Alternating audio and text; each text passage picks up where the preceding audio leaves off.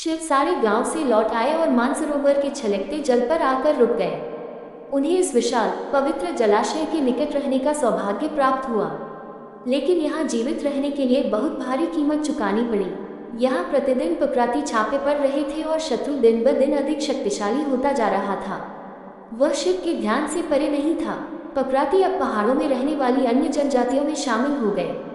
एक ही शत्रु का सामना हो सकता है, लेकिन यदि समुद्र का ज्वार, जिसे विभिन्न जनजातियों ने मिलकर बनाया था, उठता है, तो शिव और उनके लोगों को उसमें बह जाने में देर नहीं लगेगी। ऐसी परिस्थितियों में जीवित रहने का एक नया रास्ता इस समय खुल गया।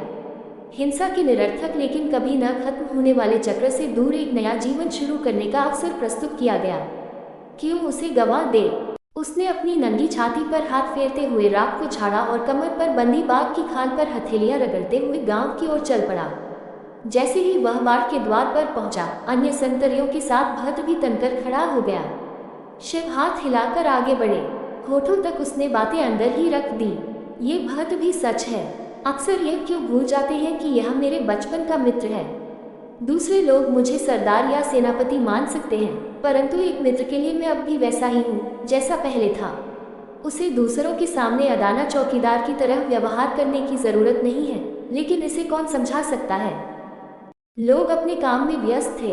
अन्य समस्याओं के बावजूद यहाँ के घर अन्य गांवों की तुलना में बड़े और अधिक आरामदायक थे। पड़ोसी राज्यों में नीची छतों वाली संकरी झोपड़ियां होती थीं, जिससे आदमी अपने घर में सीधा खड़ा भी नहीं हो सकता था। शिव के गांव में किसी को भी उसके घर में चलने के लिए मजबूर नहीं किया जाता था। घर की छतें और दीवारें भी इतनी मजबूत थीं कि कम से कम 3 साल तक हिमालय से आने वाली तेज हवाओं का सामना कर सके। ये बिना किसी विशेष सुविधा वाली एक साधारण झोपड़ी थी, लेकिन अंदर विदेशी व्यक्ति इतना आरामदायक था मानो वह सौमन के फर्श पर किसी शाही महल के शयन कक्ष में सो रहा हो। उसके चेहरे पर झुंझलाहट की हल्की सी रेखा भी नहीं थी। या तो इस आदमी को पता नहीं है कि वह घर में नजरबंद है, या वह सचमुच मानता है कि आप भला तो जग भला। दहलीज पर खड़े शिव को अचानक अपने गुरु की बातें याद आ गईं। मनुष्य का व्यवहार समाज की अपेक्षाओं के अनुरूप बनता है। जो व्यक्ति समाज में आस्था जैसे गुणों के साथ बड़ा हुआ है, वह स्वाभाविक रूप से अपने आसपास के लोगों को आस्था की नजरों से देखने का आदी होता है। अब भी शांति से सो रहे मेहमान को देखकर ऐसा लगता था कि मेलुहा एक ऐसी जगह होगी। मेलुहा से बाहर आने के बाद भी यह विश्वास कायम रहा, अपनी खुरदरी दाढ़ी पर हाथ फेरते हुए, यह एक ऐसी जगह होगी जहां सैनिक भी अजनबियों की सद्भावना पर भरोसा कर सकते हैं। ये नाम अतिथि के लिए उपयुक्त लग रहा था, जिसने अपनी पहचान नंदी के रूप में बताई। उसका विशाल कद, बड़ा पेट जो उसकी सांस के साथ उठता और गिरता था। हालांकि अगर आप ध्यान से देखेंगे तो आपको पता चलेगा कि पहली नज़र में ये स्थूल लगता है। त्वचा की चमक और ताजगी में अभी तक कोई शिकन नहीं थी। जेडी का बच्चों जैसा चेहरा नींद में और भी मासूम और खूबसूरत लगता है। यही व्यक्ति मुझे मेरे अंतिम लक्ष्य तक ले गया, जो मेरे अग्रज, मेरे गुरु ने वर्षों पहले कहा था। क्या मेरे भाग्य में यही लिखा है? शिव को गुरु की बात आज भी याद है। शिव के सामने दिखाई देने वाली विशाल पर्वत चोटियों से आगे जाना आपकी नियति है, लेकिन सफलता के लिए आपको इन्हीं पर्वत श्रृंखलाओं के बीच कठिन रास्ते पर चलना होगा और सभी बाधाओं को पार करना होगा। दूर से किसी ने शंखनाद किया। विचार में खोए हुए शिव की आंखें वर्तमान में लौट आई। पहुंचकर पकराती ने अपने कमर से तलवार निकाली और चिल्लाया, सावधान! नंदी, जो उसके सामने शांति से खर्राटे ले रहा था, बैठ गया और पलक झपकते ही बिस्तर के नीचे से अपनी तलवार निकाली और शिव के साथ बाहर निकल गया। ऐसे में क्या करना चाहिए, ये यहाँ किसी को समझाने की जरूरत नहीं थी।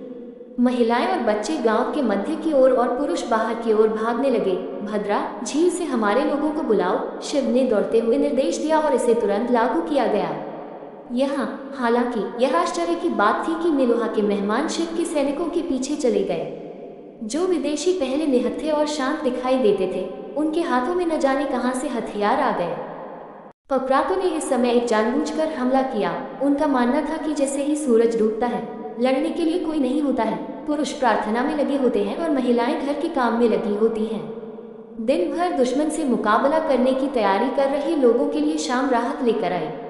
उन्हें अंधेरा होने के बाद अपने हथियार डालने में कोई आपत्ति नहीं थी और पकराती आज गुनों के उसी लापरवाह या कमजोर क्षण का फायदा उठाने के लिए दौड़ पड़े। लेकिन भाग्य आज गुनों के साथ था। एक बात के लिए गांव में विदेशियों की मौजूदगी के कारण शिव ने अपने आदमियों को 24 घंटे निगरानी में रहने का निर्देश दिया था। और वही विदेशी प्रकृति के खिलाफ लड़ने के लिए शिव के पक्ष में खड़े थे। और भी कम लड़ाई शुरू तो हुई, लेकिन कुछ ही देर में खत्म हो गई। बहुत से पक्षी मर गए और चूजे अपनी जान बचाने के लिए मैदान से भाग गए। शिव ने अपनी तलवार म्यान में रखी और चारों ओर देखा। युद्ध में 2 व्यक्तियों की भी जान चली गई। उनका नाम गुना के इतिहास में एक नायक के रूप में लिखा जाएगा। शिव ने मानसरोवर के तट पर एक ऐसा दृश्य देखा जिसे देखकर किसी बहादुर व्यक्ति को न तो अफसोस होगा और न ही मौत का डर, बल्कि उसे सदमा लगा। तीर्थयात्रियों के जाने से बहुत परेशानी हुई। जब हमला हुआ तब कुछ महिलाएं और बच्चे जलाशय के पास थे। वे समय पर गांव के अंदर नहीं पहुंच सके। पिता वहीं बैठे लड़ाई खत्म होने का इंतजार करने लगे। युद्ध में पराजित होकर भगोड़ों ने इन निर्दोष प्राणियों पर अपना क्रोध प्रकट किया। झील के किनारे 10-12 लाशें पड़ी थीं। ऐसा पहली बार हुआ। सद्गुणों की जीत की खुशी काफूर हो गई।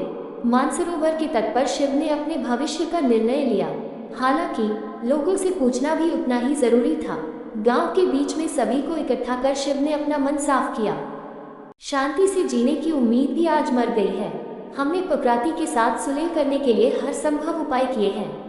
मेरे पूर्वजों ने मानसरोवर के आसपास का द्वार प्रकृति के लिए खुला रखने की तैयारी की थी, परंतु हमारी दुर्भावना के कारण उन्होंने कमजोरी मान ली और परिणाम आज सामने है। अगर आपको दुख होता है तो आपको इस हकीकत को स्वीकार करना होगा कि इस धरती पर हिंसा कभी खत्म नहीं होगी। हिंसा के आदि गुनों आज अपनी महिलाओं और बच्चों की रक्तरंजित लाशें देखकर कांप उठे हैं। उसका उदास चेहरा देखकर शिव ने कहा, मैंने तुमसे कभी कुछ नहीं छिपाया। आप सभी जानते हैं कि मेलुहा ने हमारे लिए क्या संदेश दिया है। इन विदेशियों ने आज युद्ध में हमारा साथ देकर मेरा विश्वास जीत लिया है।